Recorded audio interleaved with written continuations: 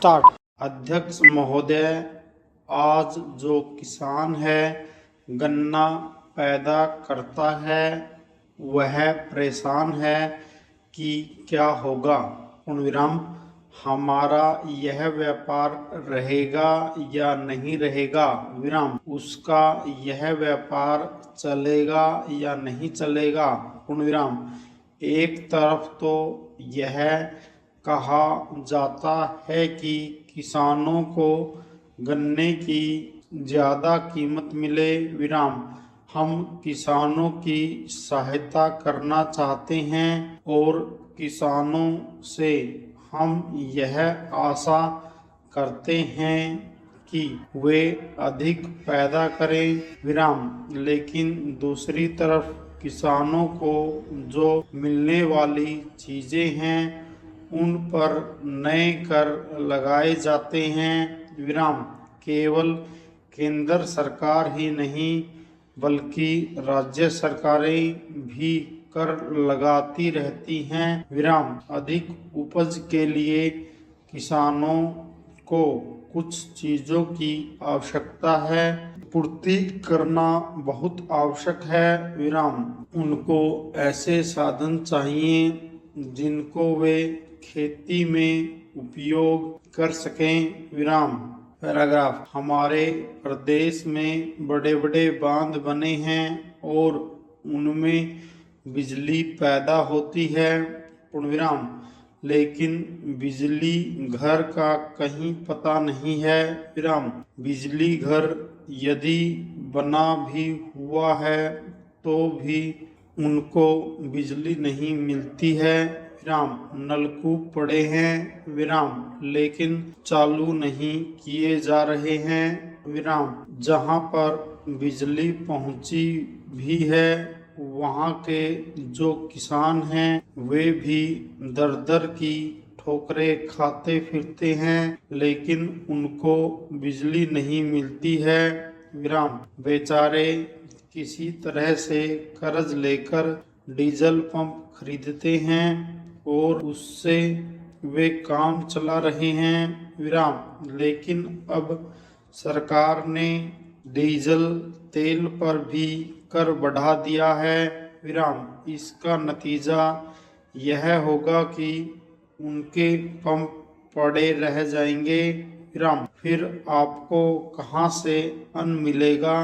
Question mark, आप किसान से यह आशा करते हैं कि वह अधिक अन्न पैदा करके आपको दे।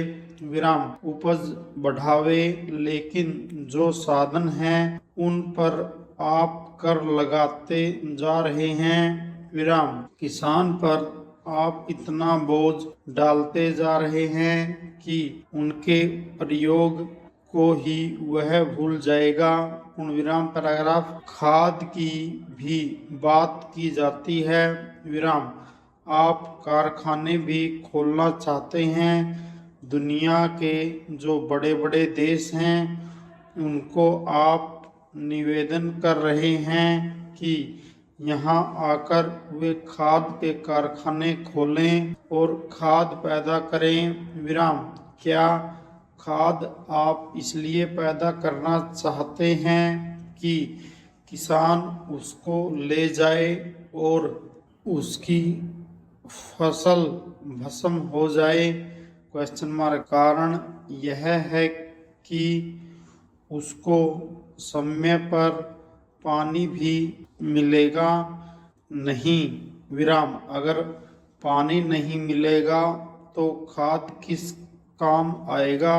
क्वेश्चन मार्क, इसलिए आवश्यकता इस बात की है कि उसे पहले पानी दिया जाए।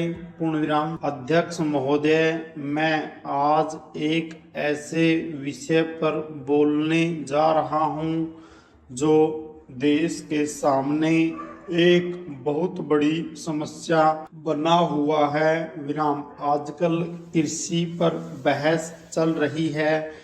मैं कल से सुन रहा हूँ। विराम, कई लोगों ने तो सरकार की बड़ी प्रशंसा की है कि वह बहुत ही अच्छा काम कर रही है। विराम, मैं मंत्री महोदय से एक प्रश्न करना चाहता हूँ। विराम। मार्च में मंत्री महोदय ने एक प्रश्न के उत्तर में कहा था कि 2 वर्ष में हमारा देश आत्मनिर्भर हो जाएगा। विराम। मैं जानना चाहता हूँ कि ऐसा कहने के पीछे उनका आधार क्या है? Question mark. कौन से उनके पास ऐसे प्रमाण हैं जिनके आधार पर उन्होंने इस प्रकार की घोषणा की है? विराम। मैं चाहता हूं कि जब वह उत्तर दें तो इस बात को अपने उत्तर में बताएं। पूर्ण विराम। पैराग्राफ। आप जानते हैं कि इस देश में 80% लोग खेती करते हैं और उसके बाद भी आज हमारे देश का सम्मान दूसरे देशों में कितना है? Question mark. आज हम दूसरे देशों से देश के नागरिकों के लिए खाद्यान्नों का आयात काफी मात्रा में कर रहे हैं। विराम। खाद्यान्न की स्थिति बिल्कुल संतोषजनक नहीं है। विराम। देश में जहां लोग 80% खेती करते हैं, हम भोजन के मामले में भी आत्मनिर्भर नहीं हुए हैं। पूर्ण विराम। इसके कुछ कारण हैं। पूर्ण विराम। जिस समय देश स्वतंत्र हुआ उसी समय से इस सरकार ने कुछ गलतियां की हैं, जिसका यह परिणाम है कि आज इतने वर्षों के बाद भी हम आत्मनिर्भर नहीं हो सके हैं। विराम। उसका सबसे बड़ा कारण यह है कि अपने देश में पहला स्थान खेती को न देकर उद्योग को दिया गया है। विराम। उद्योग हमारे देश के लोगों की जीविका का मुख्य साधन नहीं हो सकता है। पूर्ण विराम। भोजन की समस्या के हल के लिए किन किन चीज़ों की आवश्यकता है, उसकी तरफ हमें ध्यान देना चाहिए। विराम। सबसे पहले पानी की आवश्यकता है। विराम। मैं समझता हूँ कि देश की सिंचाई पर काफ़ी जोर दिया जाना चाहिए और सिंचाई तथा खाद्य मंत्री एक होना चाहिए। विराम। यह मेरी मांग है।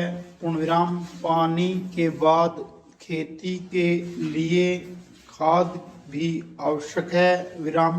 खाद का स्थान दूसरा हो सकता है। विराम। आज देश में खाद की बात काफी जोर देकर कही जाती है। विराम।